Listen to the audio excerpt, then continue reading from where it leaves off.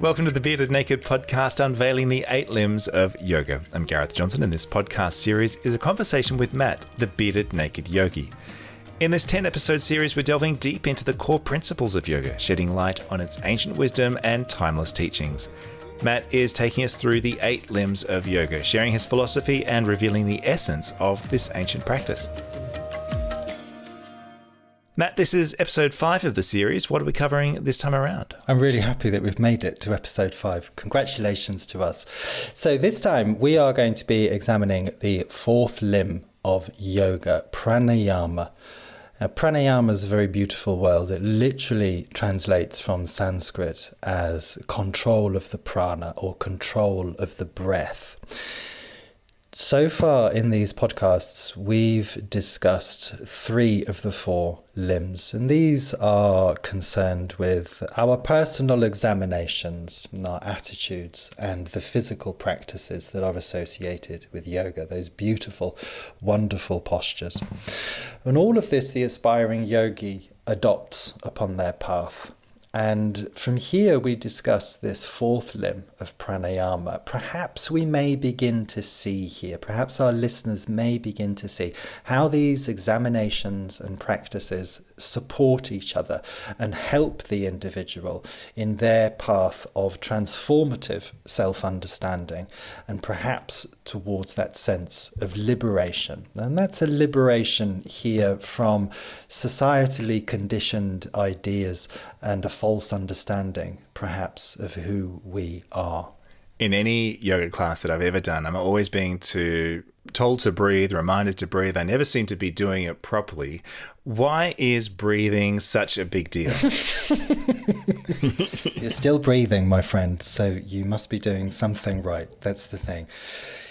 It was said to me by my teacher many, many years ago that yoga can fundamentally be considered a practice of your breath. And if you are breathing, you are practicing yoga.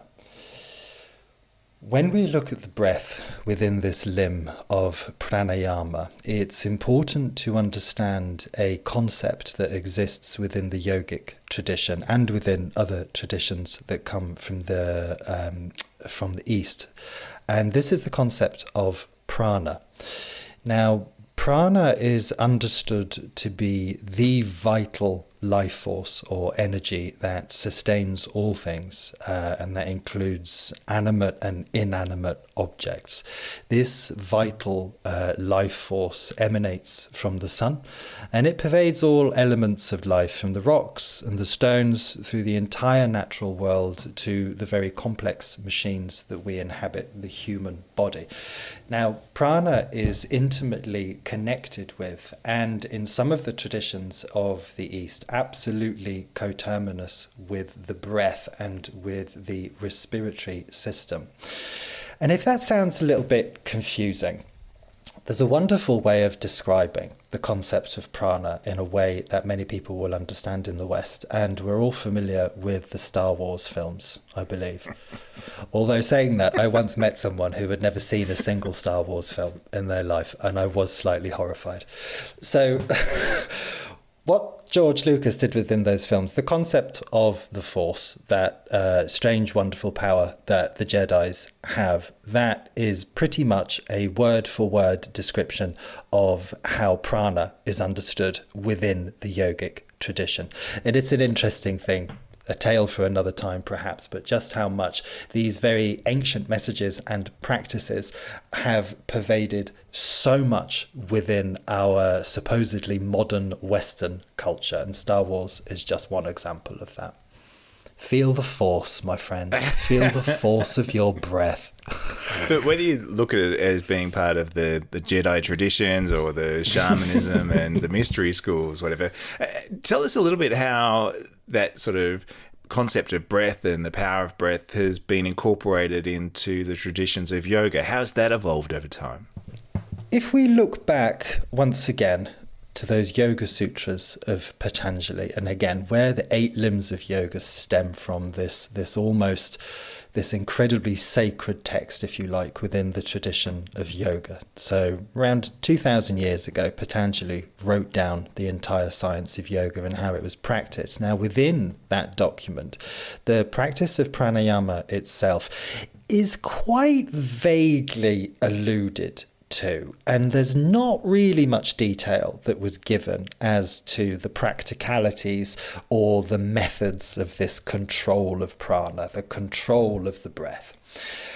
And it wasn't really until about maybe 500 or 600 years ago that the Hatha yogis codified the tradition within the Hatha Yoga Pradipika, and we discussed that briefly within episode 4 when we discuss asana. The Hatha yogis were really big ones on getting all of this written down and really going into a lot of all of this.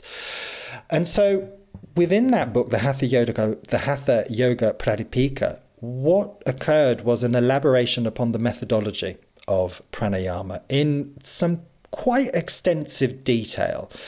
And what that did at that point was effectively canonize this practice of pranayama within the yogic tradition. Now, the Hatha Yoga Pradipika, it provides a lot of instruction on many different techniques of pranayama, all of which are there to help the yogi cultivate that sense of control over the physical breath, over this energetic sense of prana within the body, and to increase those levels of breath and energy within their physical form. The point of this is to cultivate very high levels of health and well-being.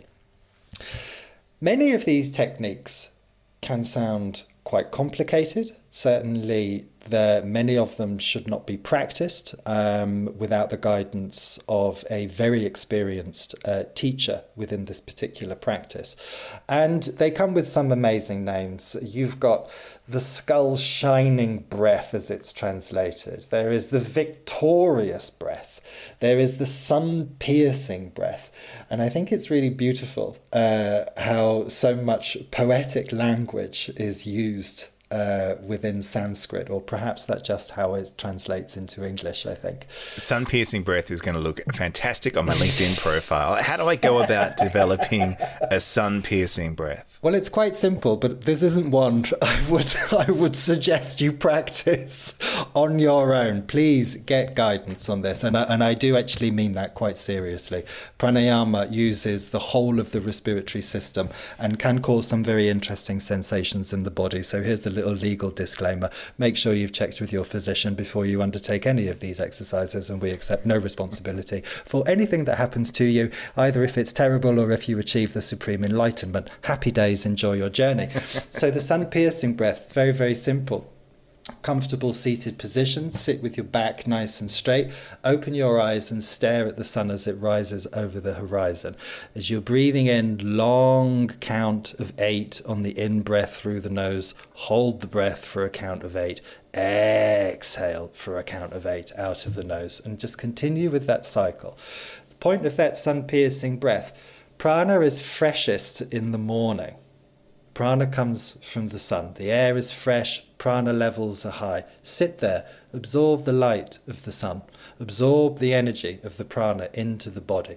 When we apply that physical discipline, counting the breath, seeing how long it takes to breathe in, controlling how long it takes to breathe in, retain the breath, breathe out, retain the breath outside of the body, strengthens the lungs, calms the nervous system.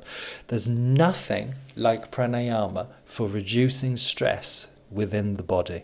Absolutely nothing like it. I'm not quite sure I've got the discipline for the early morning starts required by the sun-piercing breath. But what about... Have some faith, Gareth. Have some faith. Use the force. Use the force. Not the Jedis again.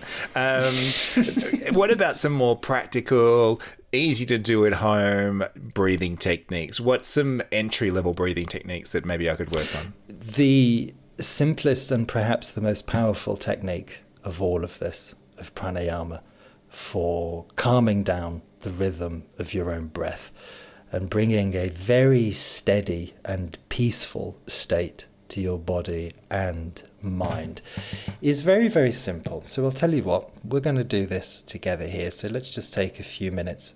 Get yourself into a comfortable seated position.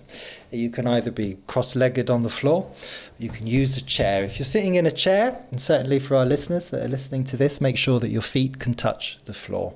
Allow your hands to turn with the palms facing down, your hands just gently resting on your thighs and perhaps or on your knees. Your spine is long, the crown of your head is reaching to the sky. You get a sense of gravity within your hips and within your thighs. Very gently here, close your eyes and close your mouth and simply begin to breathe in through your nose and breathe out through your nose. And just allow your breath to flow naturally. You're not trying to control the inhalation or the exhalation. Just allow your breath to flow in and out of your body, in and out of your nose. Relax your eyelids. Relax the muscles of your forehead. Listen to the sound of your breath as it flows over the nostrils into the body, as it flows out from the body over the nostrils. Just keep breathing in, just keep breathing out. Become attentive, become aware of the experience, just simply sitting here, listening to your inhale, listening to your exhale.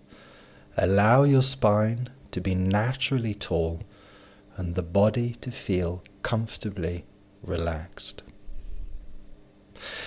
Now, after a few moments of this practice, you will begin to notice that the rhythm of your breathing has slowed down and it's become a little bit deeper. All by itself. You didn't need to control anything.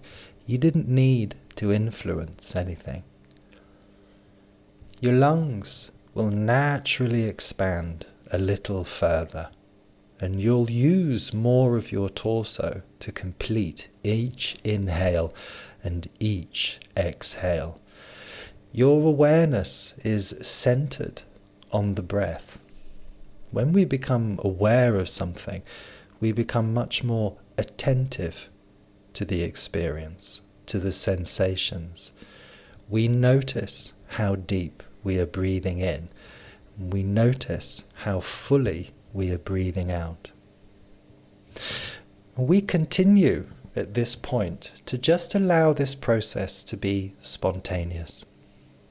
Let's drop any expectation we might have towards our breath. Let's drop any sense of judgment that we may have towards the practice. Just be attentive to where you are, the flow of your breath. Silently notice the experience of yourself.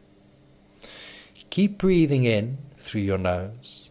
Keep breathing out through your nose. Let your spine be tall, crown of your head reaching to the sky, and your body is attentively relaxed.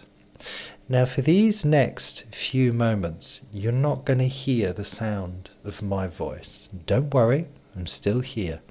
You're just breathing in through your nose and breathing out through your nose.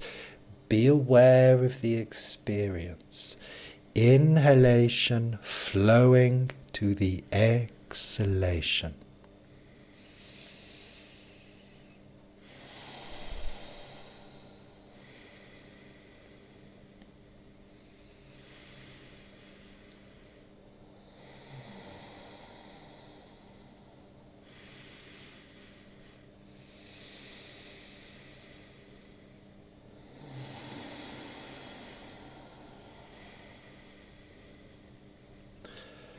Observe how it feels good just to simply be here, breathing. Inhalation, exhalation. Spine is tall, Body is relaxed.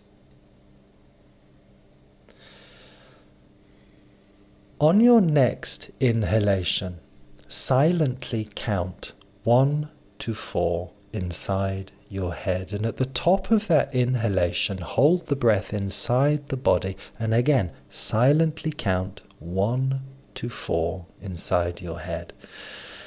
As you exhale that breath, silently counting 1 to 4, and as you reach that natural pause at the bottom of the exhalation, hold the breath outside of the body and count once again 1 to 4 before repeating this pattern of breath.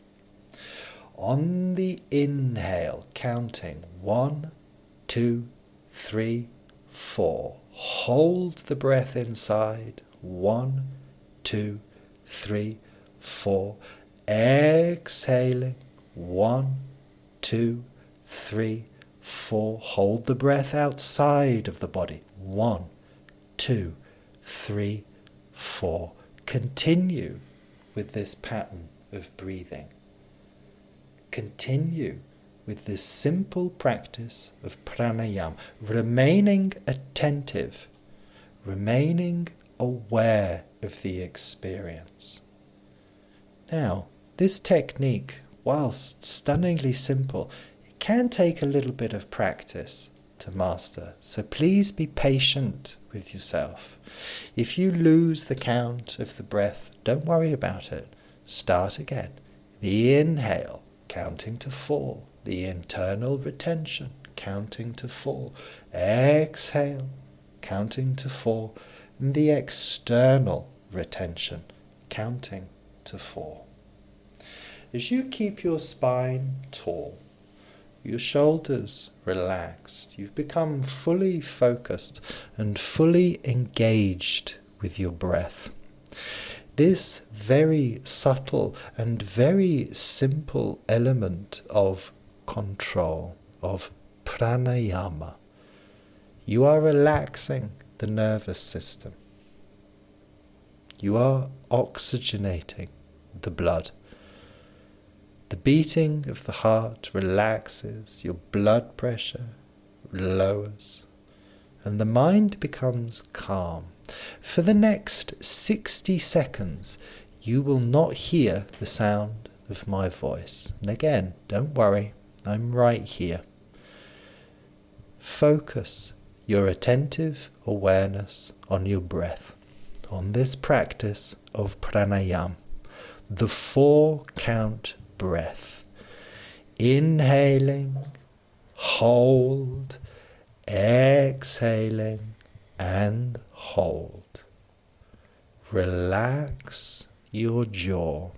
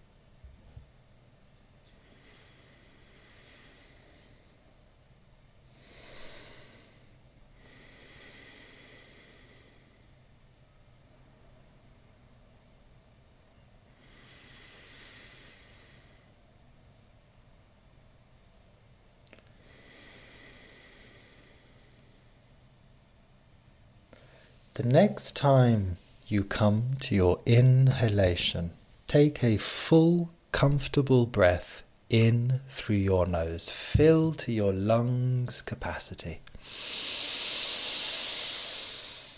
And gently sigh out of your mouth.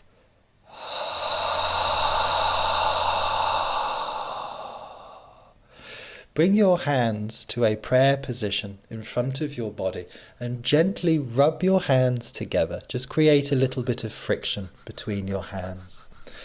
And then place your hands over your face so that you're covering the eyes. Perhaps you can feel the warmth of your hands into the muscles of your face.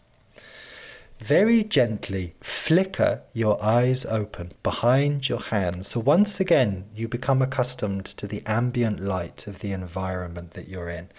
And then very gently smooth your hands up and over the top of your head, down the back of your neck, across the tops of your shoulders. Smooth down the front lines of your body, then smooth down the left arm and smooth down the right arm. Bring your hands to a little prayer posture. Namaste, my friend. Thank you very, very much. How do you feel? That was amazing. So relaxing. That is the point. How does your body feel? No, really good. You're going to have to move in with me so we can do this every night, I think. But that was very relaxing. Very relaxing. My friend, I have a meditation channel with hundreds of these on.